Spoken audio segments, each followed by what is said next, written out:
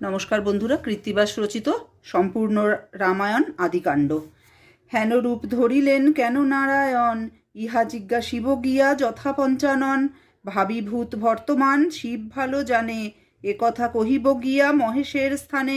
এতেক ভাবিয়া যাত্রা করে মুনিবর, উতরিলা প্রথমেতে ব্রহ্মার গোচর। বিধাতারে লয়ে যান কৈলাস শিখরে, শিবকে বন্দিয়া পরে বন্দিলা দুর্গারে।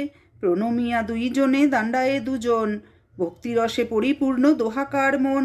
নিরখিয়া দুইজনে তুষ্ট মহেশ্বর, জিজ্ঞাসা করেন তবে তাদের গোচর। কহ ব্রহ্মা কহ হে নারদ তপোধন, দোহে আনন্দিত আজি দেখি কি কারণ। বিরিঞ্চি বলেন শুনো দেব ভোলানাথ, দেখিলাম গোলকে অপূর্ব জগন্নাথ।